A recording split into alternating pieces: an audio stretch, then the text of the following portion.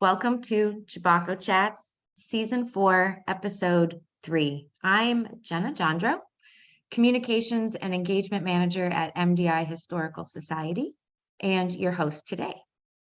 Season 4 of Chebacco Chats is sponsored by Machias Savings Bank. We are grateful for their continued support of our exhibits and programs. Chebacco Chats uses a webinar format. So while you can see and hear us, we cannot see and hear our audience. We do invite you to ask questions and send comments using the chat feature at the bottom of your Zoom screens. Feel free to use the chat to reach out to us with comments and questions anytime, but also to chat with your fellow audience members. Today, I'm speaking to Bill Horner about youth sailing on MDI and how the sport of competitive sailing has evolved from an exclusive pastime of the summer wealthy to a truly inclusive community sailing training program. Bill Horner is a retired surgeon and was president of the MDI Historical Society from 2010 until 2022. He remains on the board of the Historical Society and also serves on the Executive Council of the History Trust as a Northeast Harbor Fleet representative. So thank you for being here, Bill.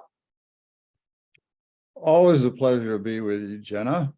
I'm so glad to have you back because you were here in, I believe it was December, and we had a whirlwind chat that felt too short. And so it was almost my duty to invite you back, and we're all glad to have you here. There's never enough time to talk about beautiful boats. It's kind of true. There's never enough time to talk about the things we're passionate about, and you are obviously passionate about boats and sailing.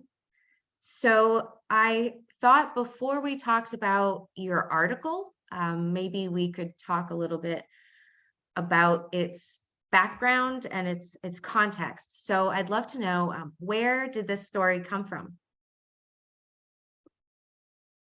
This story came from some of my accumulated experiences over many years with things that float and are propelled by wind. I never took sailing lessons as a kid growing up in Bar Harbor. I learned how to sail pretty much on my own, in fact. Let's see. I think maybe when I was a resident in surgery in Portland, I bought myself a thing called a sea snark that was made out of styrofoam.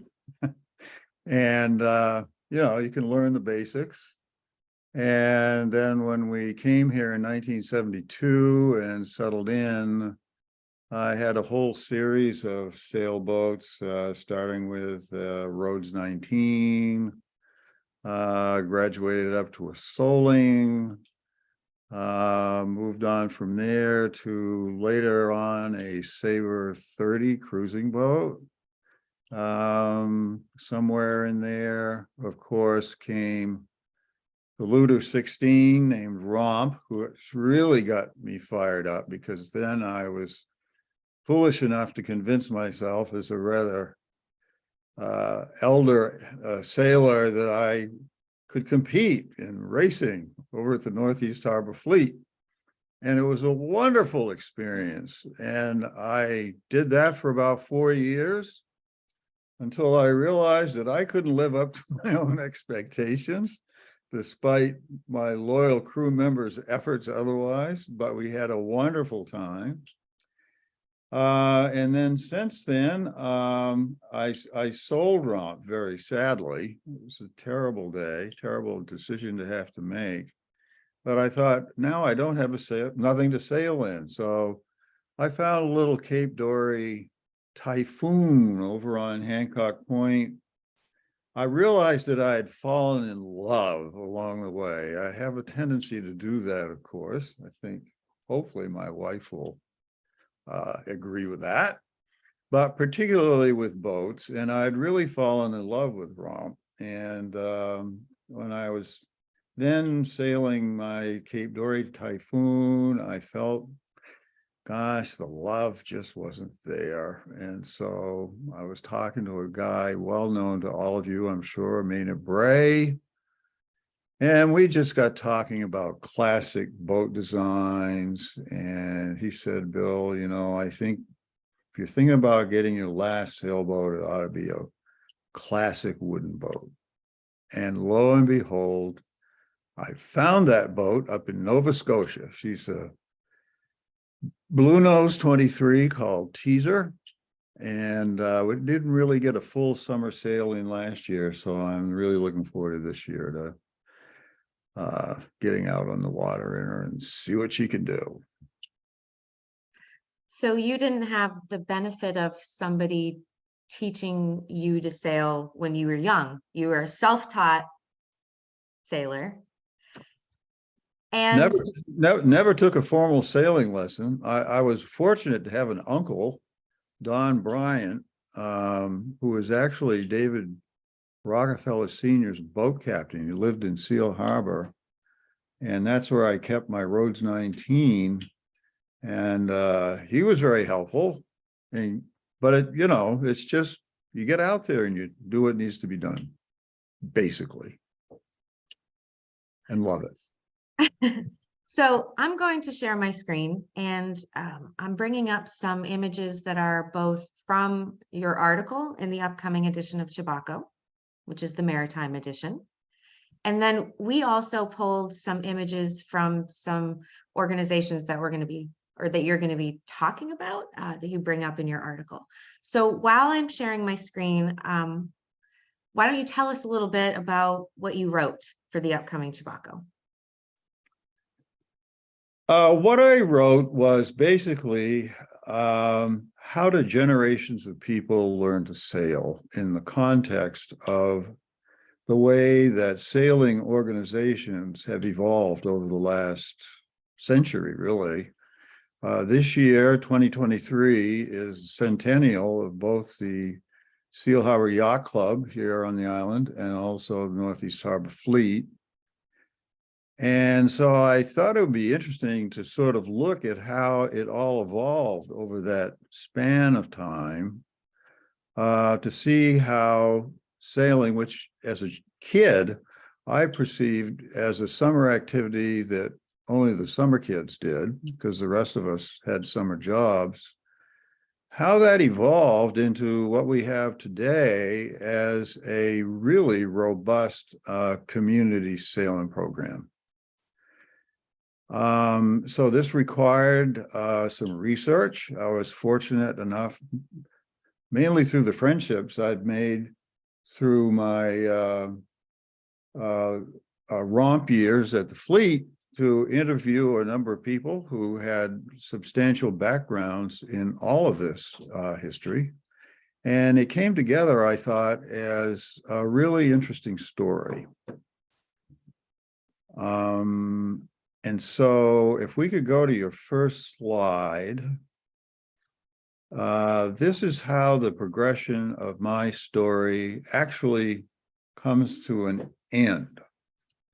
This is a very happy picture.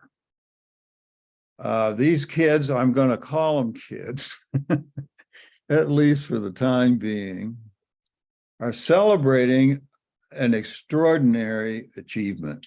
They're all sailors, and they have just won the North American Championship of the International One Design class. So, quick digression, what is an International One Design class sailboat? It is a beautiful racing sloop that came from Norway.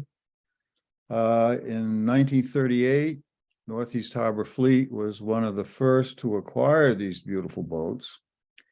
And as they have lived out their lives, these individual boats over the many years at the Northeast Harbor Fleet, they have been lovingly maintained, but they're primarily at 33-foot length overall, 21.4 feet on the waterline, 7,100 pounds displacement. are adult sounding boat.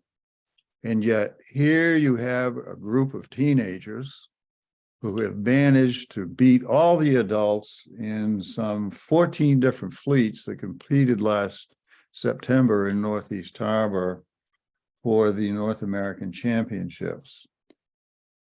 Franny, who is the sailing master at Northeast Harbor Fleet, I think gave the best description of this, and I'm going to read it to you. It's pretty short. He said, at that time, 14 different crews were invited to participate in the International One Design Class North American Championships from the various fleets that sail these beautiful boats. They came from San Francisco, Annapolis, Bermuda, Nova Scotia, Long Island Sound, New York City, Marblehead, and Northeast Harbor. Sophie Dowling, the only woman in this picture, obviously on the far right, skippered the winning boat with her close friends, going from left to right. In the photo here, Lucas Ingebrigtsen, Connor Radcliffe, Alex Fischella, and Sean Beaulieu. Missing from the photo was Kevin Elk, who would rotate in and out of the crew over the series of days that the competition took place. This crew from MDI, who all learned how to sail on these waters at the MDI Community Sailing Center in Southwest Harbor, absolutely crushed the competition, which was held over 3 days with 7 races, scoring 4 first-place finishes and 3 second-place finishes in the 7-race series. This stellar group of rock stars won without even having to sail the last race. And all the hyperbole that Franny supplies us with is totally justified. This was a magnificent achievement. And so the question is, how did this all come to be? And that's the question I try to answer in my article. So I will say I'm happy to see that there's a bowler on that winning team. That's my maiden name. And so representing the bowlers there. So what made it possible for youth sailing to kind of emerge on the island? You and I talked a little bit during the last Chebacco chat about MDI's gilded age of yachting and how at that time almost a large crews were required to sail these really large vessels. And so talk to me a little bit about what changes happened there that helped this kind of thing come about.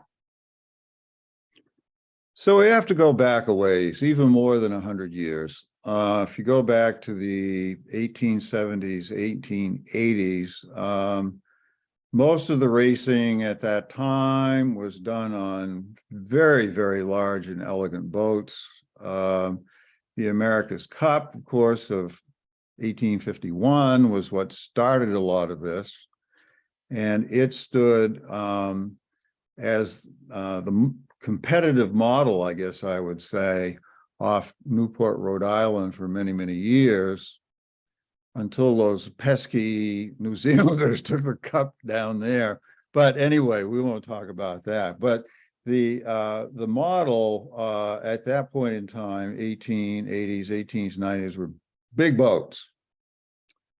If you go to the next slide, I'm going to show you a progression that took place over the next 30 or 40 years. These are all from the desk of the famous naval architect Nathaniel Green Harrishoff. The top boat is Gloriana. She had a waterline length of 45 feet, She was rigged as a cutter, and she competed in an entire line of non-identical boats, which in their racing would have to be handicapped. And it wasn't until the late 1890s to 1900 that people began to think, gosh, why do we have to have these huge boats with these crews? And oftentimes the crews had a professional captain on board. Why can't we have a smaller design that would lend itself to fewer people, possibly even kids, and be constructed in such a way that, as by being one design, so to speak, it wasn't the boat that won the race as much as the skill of the skipper and his crew. And so around 1900 and over in Bar Harbor, there was an interest in the so-called knockabout, which was usually a gaff-rigged sailboat with a waterline length of around 17 to 20 feet. And these were developed primarily down on the North Shore of Boston, down around Marblehead and Manchester. And these boats gradually worked their way up to Maine, as we shall see. But what I wanted to show you in this particular slide was how essentially the boat designers responded to the changing demand of local sailors. The second one down is a Bar Harbor 31 called Bat. 9 of these boats came to Bar Harbor in 1903, had a very short life, only about 4 or 5 years. The third one down, Artemis, is an S-class, which is probably one of Herreshoff's most brilliant designs, with a waterline length of 20 feet. There are 3 or 4 beautifully preserved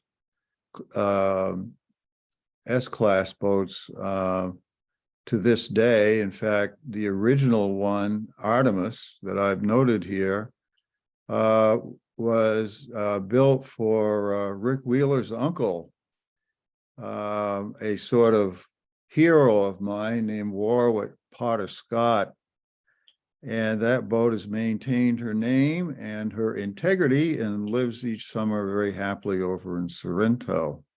And finally, on the bottom, we may have what is the most utilitarian sailboat that Herreshoff ever built, the Herreshoff 12.5, here called Elf.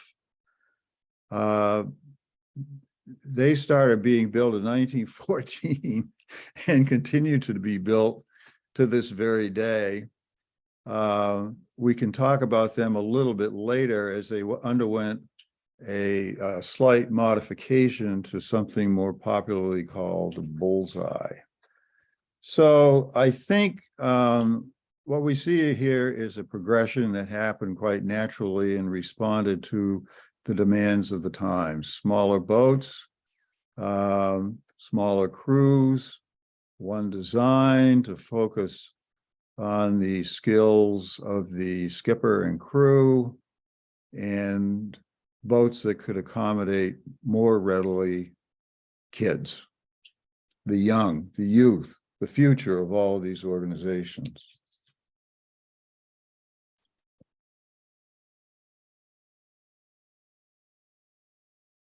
So the next slide I have here is the Crown and Shield, I believe you told me it was called. Tell me a little bit more about this one. Well, I have to mention this one because in many respects, it turned out to be almost one of the most durable of these designs of smaller boats. The story goes like this. Manchester by the Sea and Marblehead are located directly across from each other in the bay down there off Cape Ann and south. The Marblehead folks and their Eastern Yacht Club wanted to design a boat that could be handled by a small crew and youth. And so they engaged naval architect named E.A. Boardman, who came up with what was known at that time as the Marblehead 17.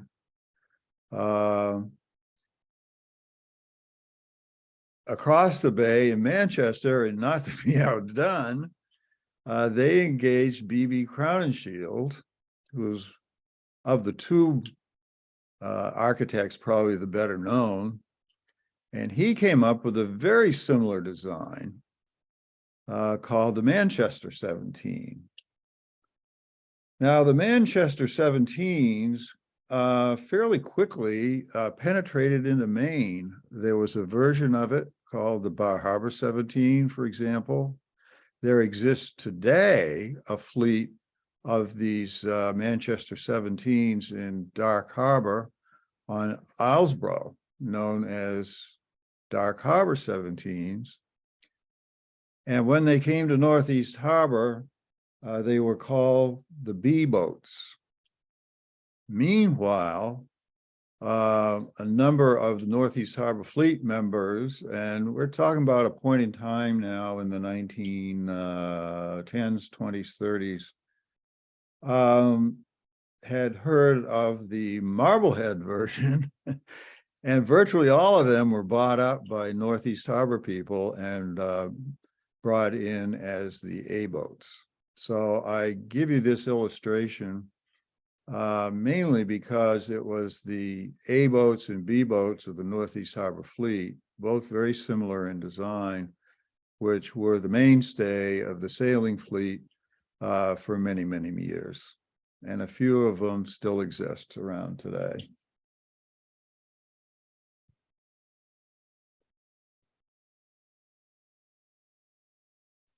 So I bet you're going to ask me, okay, let's talk about teaching kids how to sail. Yeah, who's this gentleman? This is Ted Wells. And I'm grateful for Anne, his wife, for allowing me the use of this photograph. Ted Wells came to Manset with his family. I'm probably going to get this wrong, but it was probably sometime in the 1960s or so. And felt that he would like to set up a sailing school of his own. And so he formed an entity known as the Island Institute. Boy, I'm blowing this one wide open.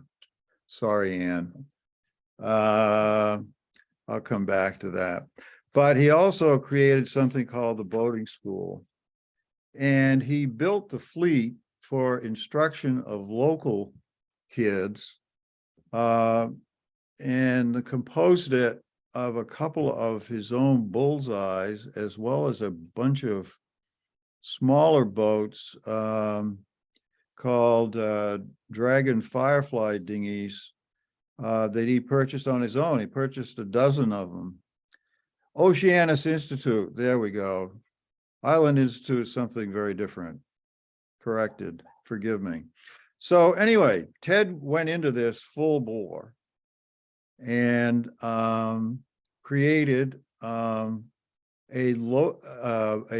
Southwest Harbor-based sailing school intended for local kids there. And among his sailing teachers was a guy named Glenn Squires. Ted passed away, unfortunately, in 1994, and he hadn't quite fulfilled his energetic vision. And so Glenn took it to the next phase of development. And with the help of the community of Southwest Harbor and some of its institutions there, went on to create something that we know today as the MDI Community Sailing Center.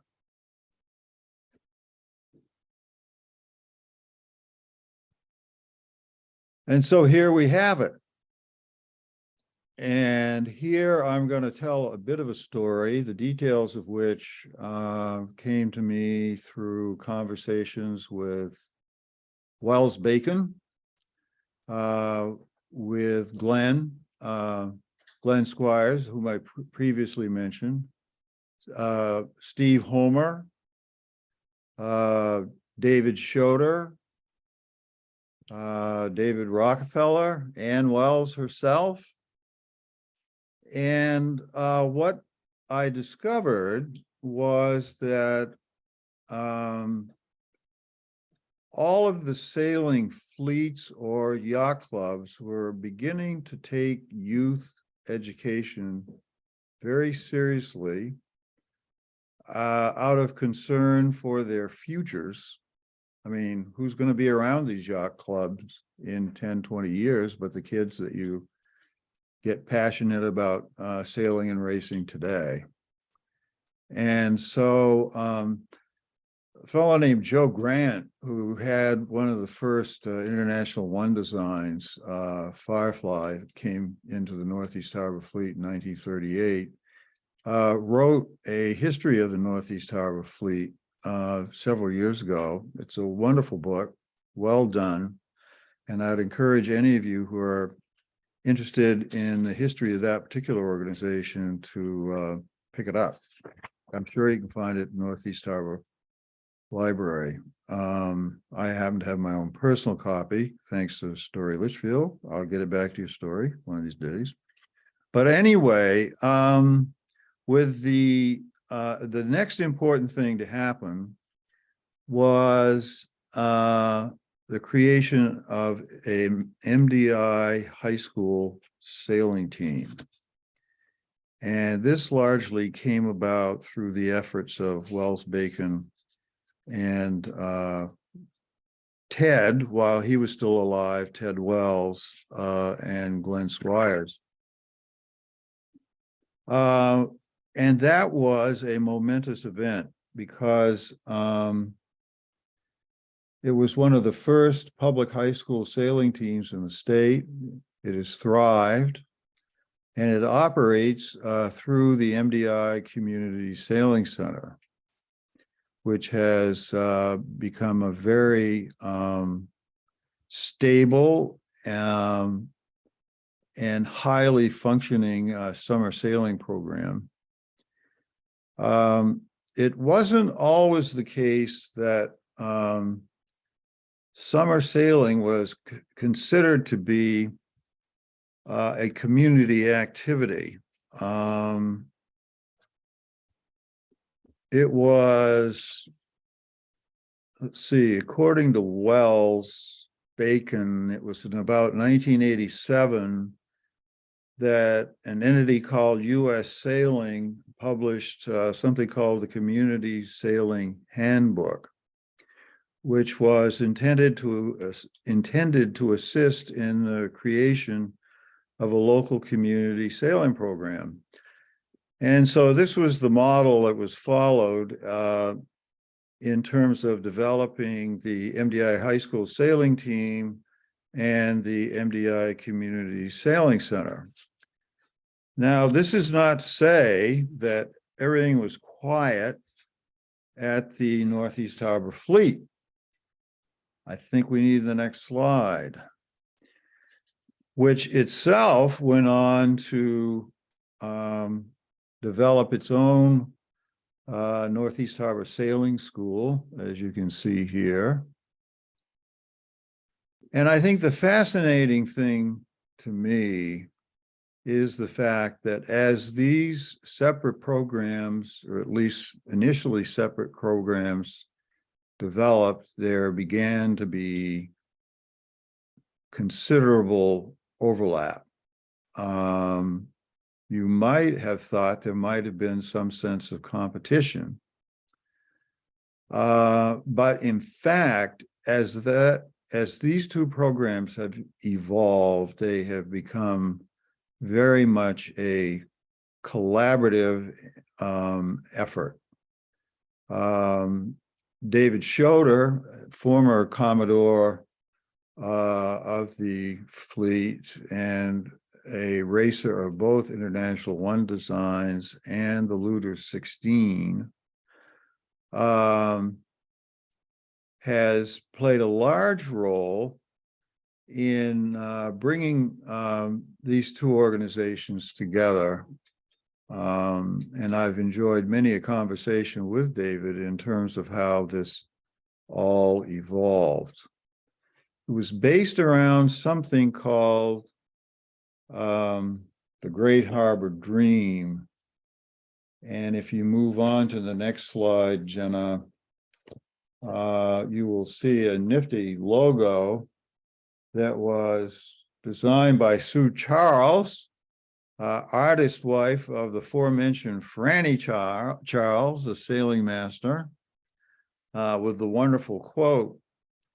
And so what the Great Harbor Dream embodied was a hope that various organizations could together come together with resources and provide sailing experience, not only for summer residents, but for the high school and year-round residents as well. So here on this side, you see the Burgees of Bar Harbor Yacht Club, uppermost, below it, Seal Harbor Yacht Club, Great Cranberry Yacht Club, MDI, Community Sailing Center, and the red one with the compass is, of course, the Burgee of the Northeast Harbor Fleet. Another development that spurred this confluence, I guess I would call it, of interests was the revival of the Luder 16.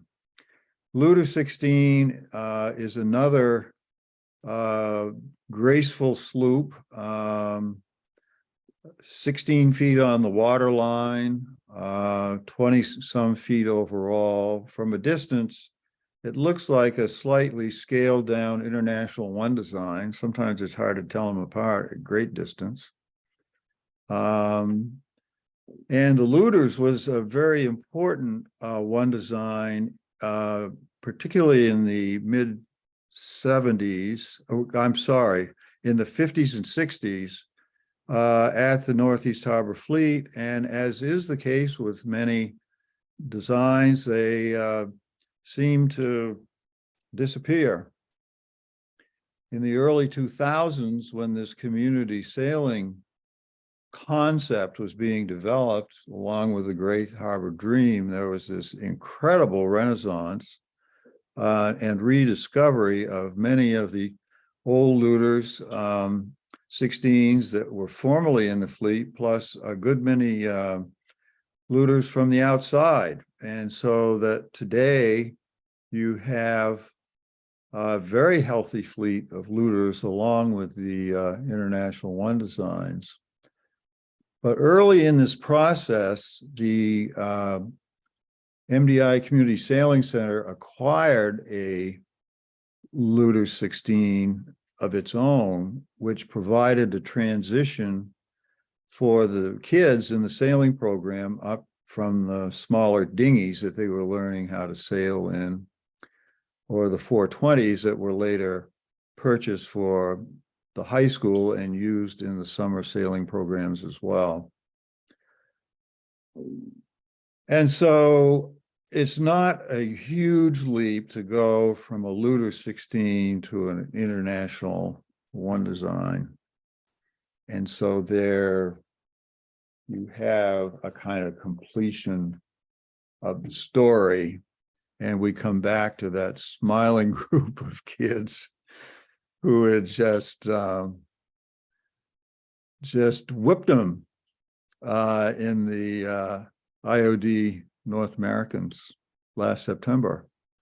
They also went to the Worlds, which is, of course, a much larger aggregation of the International One Designs. And they did very well there as well. So there you have it in a nutshell. The story that captured my imagination and mind, that I hopefully turned into an informative and accurate article for this coming issue of Chebacco. Yes, I've read it. I've had the pleasure of reading it, and there are some additional photographs in the article that we didn't include in this slideshow. So I'll have to check those out, everyone who's in the audience, when you get your Chebaccos next month. So I will give the audience an opportunity to ask questions if they would like through the chat feature. I do have one more question for you, Bill, which is, are you working on a new topic now? What has caught your historical interest? Well, there always has to be a new project, of course. And I have to say, as background, I've always been interested, particularly as a kid growing up in Bar Harbor, riding the railway express truck with my grandfather to deliver summer goods to the shops and stores in Northeast Harbor, deliver the trunks for the old ladies who would stay for the entire season at the Kimball House or the Astaku Inn or the Harborside Inn or the Seaside Inn in Seal Harbor. And also, I think, having an indirect family experience of an uncle, my Uncle Don Bryant, who worked for David Rockefeller Sr. as his boat captain for many, many years. And so there was a strong relationship actually between those two immediate families that I'm happy to say my cousin, once removed,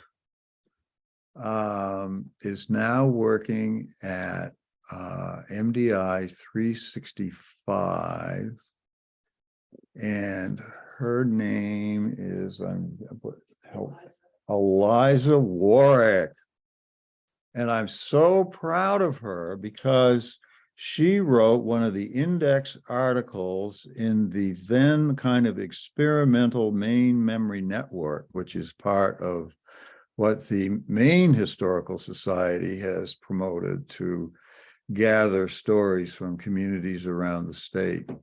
So anyway, I've always kind of been interested in the sort of social progress, I guess you might say, or evolution of the various communities here in the Mount Desert Island area, and particularly in the social discourse that has taken place over those many years. For example, I wrote an article about the auto wars. I think Rainey and I sort of hit that at about the same time, kept stride, which was a fascinating chapter in history where you had very divergent points of view between people from away and people who lived here.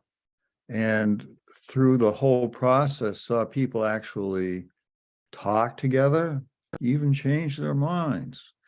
And so in my research on these boats and for this articles, and thinking about the more recent past of what Chebacco's been up to, it struck me that two dates are significant and create perhaps a mileposts of contrast.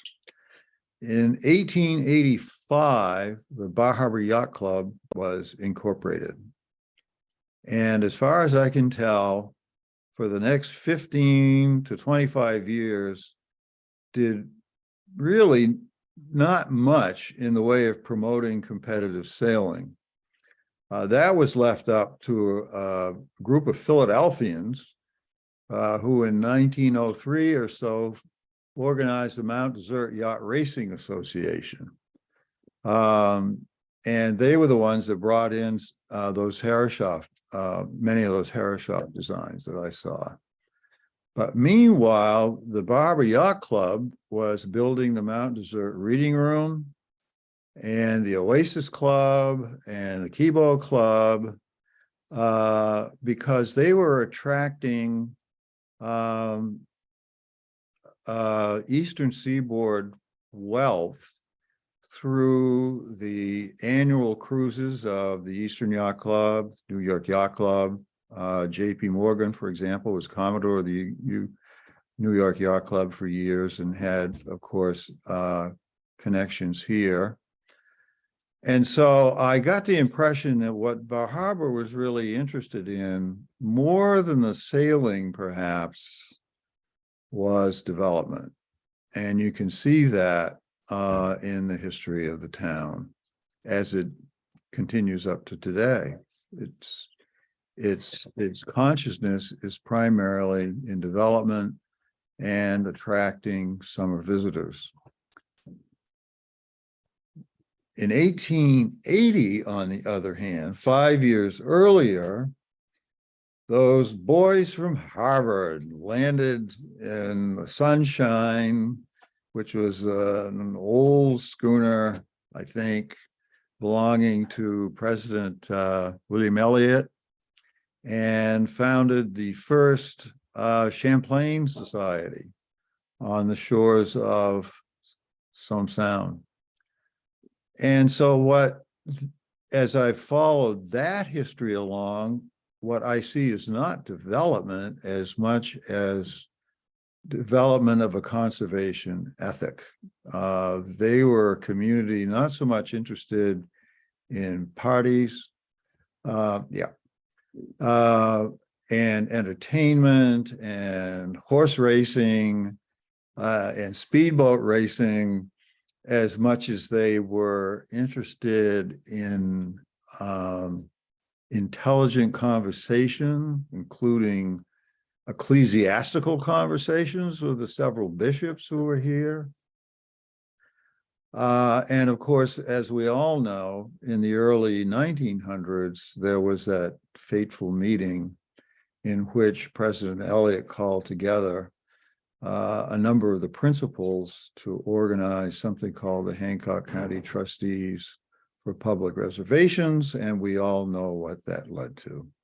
So I think there's the potential for an interesting contrast between what you might call the cottager culture of Bar Harbor on the one hand, and the rusticator culture of town of Mount Desert, including Seal Harbor, Northeast Harbor, and that.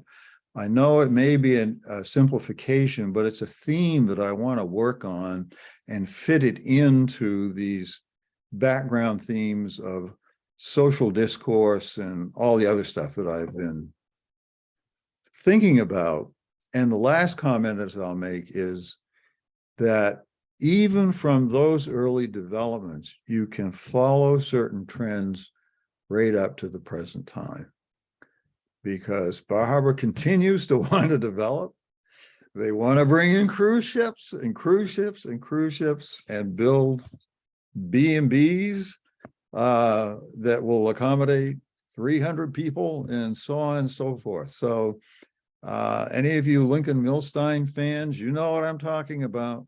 These are current issues today that we will carry forward in the future that may have had their roots, their antecedents in those that came before. So that's what interests me now. It also reminds me of that Auto Wars article you just mentioned with people being afraid of how many automobiles would come to the island and how that would change everything. So you were already thinking about that in a different way back then.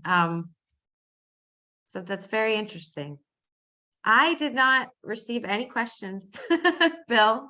So I want to thank you for being here this evening and for telling us about some of the history of youth sailing. And I was offered last time some time on the water, but we haven't seen a season of summer yet. So I'm still going to hold you to that, I think, when the snow goes away. Well, I may have to haul my boat up to the St. John River to get you sailing. Yes, yes. Well, we need the ice to leave first. Yes, you do. No, come down here when it's August and beautiful. Sounds good. Thank you so much, Bill. You're so welcome, Jenna. Always a pleasure. Thank you. So coming up on Chebacco Chats next Thursday, March 23rd at 4:30 p.m., Patrick Calloway will be joining me to talk about some of his latest research on 18th century colonial interests related to MDI. Patrick is a lecturer in the Department of History at the University of Maine and the collections manager at MDI Historical Society. His research focuses on the economic connections between the United States and British North America in the late 1700s and early 1800s. Following the end of Queen Anne's War in 1713, New Englanders' primary territorial focus was on the fate of Britain's new colony in Nova Scotia.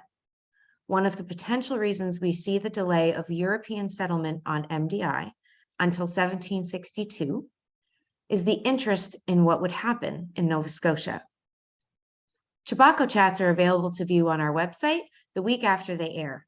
You can also subscribe to our YouTube channel at MDI History to be notified when we upload them. We are currently seeking feedback on this web series, so please visit our Chebacco Chats page and take a survey. It's just a few minutes, and we'd really appreciate it. Our journal, Chebacco, the Maritime Edition, is currently in production and will be delivered to members' mailboxes in late April. You can become a member or renew your membership by visiting our website, mdihistory.org. Have a good evening, everyone.